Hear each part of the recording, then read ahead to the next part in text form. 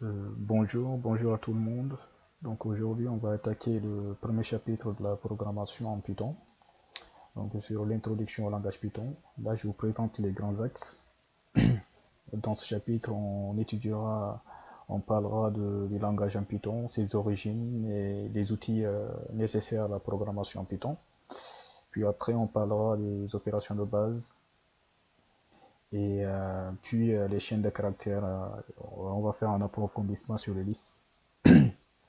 Après, on parlera des tuples et des dictionnaires. Puis on mettra l'accent sur les structures conditionnelles et les boucles. Après, à la fin, on fera un petit bilan, plus des exercices et des quiz pour savoir si vous avez bien compris. Donc avant tout d'abord, qu'est-ce que Python? D'où vient Python? Python a été développé pour la première fois en 1989 par Guido van Rossum, qui profita de ses une semaine de vacances pour développer la première édition du langage de programmation Python. Donc son titre est tiré de la série télévisée Monty Python's Flying Circus. Donc contrairement à ceux qui pensent que le langage Python est tiré du nom du serpent, mais non, son titre a été tiré de cette série télévisée là, des années 80. Donc Python est un langage open source, donc c'est un logiciel libre en même temps gratuit. Libre parce qu'on peut modifier son code source et en faire ce qu'on veut, et gratuit parce qu'on peut le télécharger gratuitement. C'est un langage en programmation orientée.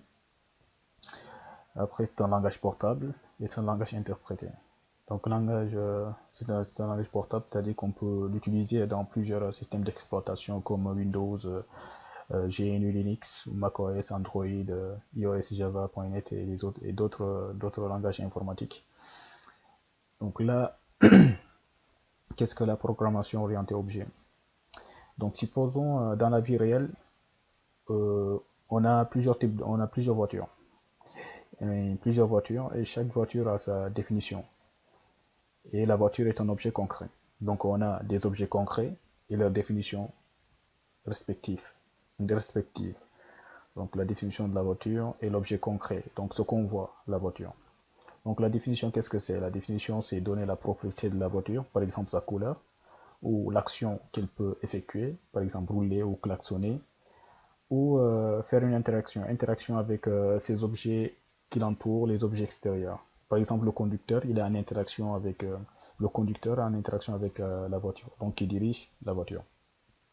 En gros, c'est comme si, pour faire simple, c'est comme si on avait un dictionnaire. Ce dictionnaire nous donne la définition de la voiture. On regarde la voiture, cet objet réel qui est devant nous. Donc on veut savoir sa définition, on part dans le dictionnaire qui nous donne sa définition exacte. C'est à peu près la même analogie. Donc là, l'analogie effectuée, c'est à peu près la même chose en programmation. On suppose par exemple qu'on a deux fonctions. La fonction f de m égale à m au carré et la fonction e de m égale à mc carré. Donc ce sont deux fonctions avec des actions, des propriétés, des interactions différentes et deux fonctions donc de structures différentes. On insère la même valeur m, mais au final on aura deux résultats différents. C'est exactement ce qui se passe dans la programmation quand vous programmez pour les langages en programmation orientée objet. On peut appeler des classes et chaque classe a sa fonction spécifique. Chaque classe a ses actions et ses propriétés différentes. Et toutes ces classes sont en interaction avec les autres. Et c'est ce qui donne le résultat qu'on va avoir. Donc on appelle plusieurs classes, on fabrique notre programme. Donc on fait une fondation. C'est comme si on veut construire une maison. On appelle tout, on prend les briques, on prend les ciments et on cherche à construire notre maison. On commence à construire la maison. Donc toutes ces classes-là sont là pour construire ce code. Et chacun de ces codes sont en interaction, chacune de ces classes sont en interaction avec les autres classes et au final, on a les résultats qu'on veut avoir, qu'on souhaite avoir. Euh, Quelle est la différence entre le langage compilé et le langage interprété? Le langage interprété, c'est un langage on a un code source, donc notre programme, et à chaque fois qu'on exécute notre programme, il y a un interpréteur qui traduit ce programme un fichier qui est directement prêt à être exécuté. Donc, il nous donne le résultat. Contrairement à un langage compilé, lui, on a notre code source qui attend que l'ensemble du programme soit effectué et qu'il y a un compilateur derrière qui traduit l'ensemble de notre programme en un langage machine, donc un langage binaire, un code binaire qui est un fichier exécutable. Et ce fichier exécutable est directement prêt à être exécuté et qui nous donne le résultat. Donc la différence entre les deux, c'est ça. Donc c'est l'interpréteur et le compilateur. L'interpréteur qui traduit à chaque fois qu'on exécute notre programme, qui traduit notre code un fichier prêt à être, directement un fichier qui est directement prêt à être exécuté, alors que le compilateur qui attend que l'ensemble de notre programme soit effectué, soit fait, l'ensemble de notre programme soit fait et qui prend ce programme, qui le traduit directement, qui est traduit en fichier binaire, en langage machine, et ce fichier qui est directement prêt à être exécuté et qui donne le résultat. Contrairement aux idées, il faut faire attention aux apparences.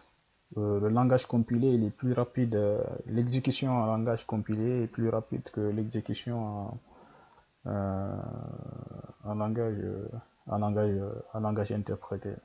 Parce que, le langage compilé, déjà, il traduit le code source en langage machine. Donc, la machine comprend mieux ce qu'on lui demande de faire. Parce que c'est sa langue à lui, c'est sa langue qu'il comprend. Et c'est plus facile pour lui d'exécuter ces fichiers et qu'il nous donne le résultat. Contrairement à un interpréteur qui, chaque fois qu'on exécute le programme, le traduit. À chaque fois exécuté, donc il faut attendre qu'il exécute à chaque fois qu'il traduit à chaque fois qu'on exécute le programme. Alors que le langage compilé, c'est qu'il prend une bonne fois pour toutes l'ensemble de notre programme, le compile, le transforme en fichier exécutable et qui nous donne le résultat. Donc les outils qu'on aura besoin pour la programmation en Python. On aura besoin de Spider. Spider, ceux qui sont à l'aise avec MATLAB ou Scilab prendront vite fait en main l'interface graphique Spider. Donc c'est un interface graphique qui me permet de coder en Python. Il y a Jupyter aussi qui est un excellent outil pour les débutants, même pour les programmes vraiment aguerris, parce que ça nous permet de structurer notre programme, de bien détailler notre programme avec des titres, franchement de bien coder de bien faire notre code et d'être facilement et que le code soit facilement lisible et compréhensible à celui qui veut le lire ou qui veut modifier notre code. Et l'éditeur de texte Sublime Text, qui est un éditeur de texte que j'aime parce que il fait la différence entre les mots-clés avec des couleurs. Donc le code devient facilement lisible et facilement accessible, agréable à lire aussi. Donc sans pour autant tarder, on va directement aller on va installer ces trois logiciels là et commencer la programmation en Python. Et là on est dans Google, donc on va télécharger les logiciels pour la programmation Python. Donc il y a un distributeur qui s'appelle Anaconda. C'est ce distributeur là qui nous permettra de télécharger, d'installer Python. Donc Anaconda Python, on tape sur Google et voilà, on prend le premier lien là, on attend que ça charge.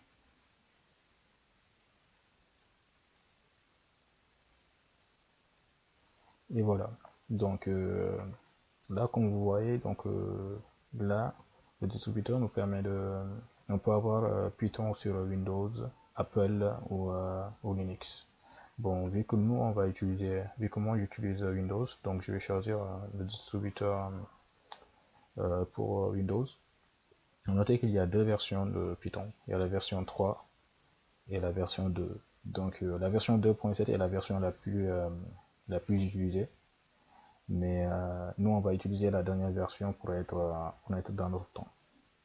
Donc après il y a une différence, il y a une différence notable entre la version 3 et la version 2 qu'on va détailler durant le cours, qu'on va plus mieux expliquer durant le cours.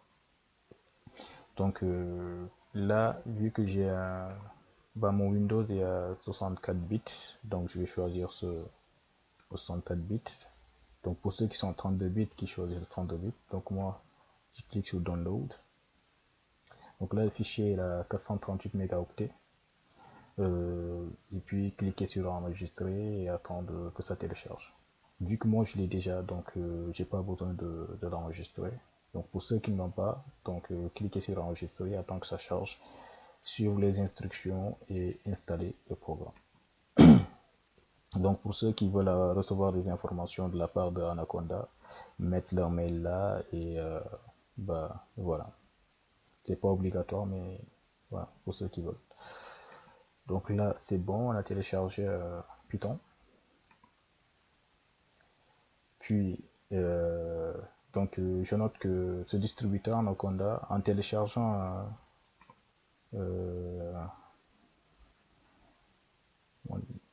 en téléchargeant en téléchargeant Python ici, en téléchargeant Anaconda, on télécharge en même temps Spider et Jupyter.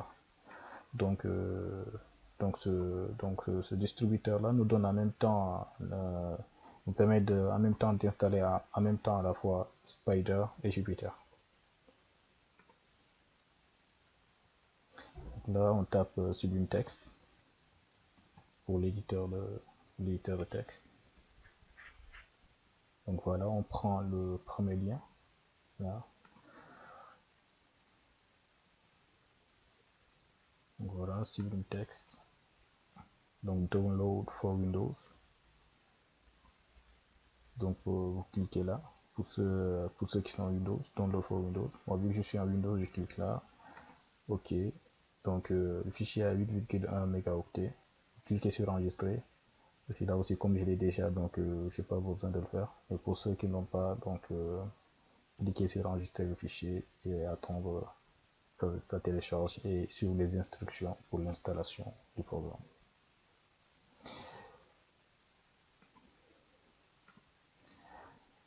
Donc voilà, donc c'est voilà pour le petit 1, le langage à Python. Donc là on a détaillé l'essentiel de la programmation en Python et installé les logiciels qu'il nous faut pour la programmation. Donc il ne nous reste plus qu'à attaquer prochainement avec débuter sur les euh, variables et commencer à traiter les chaînes de caractères et les listes. Donc le prochain cours on va attaquer le petit 2 et le petit 3 et rentrer dans le vif du sujet.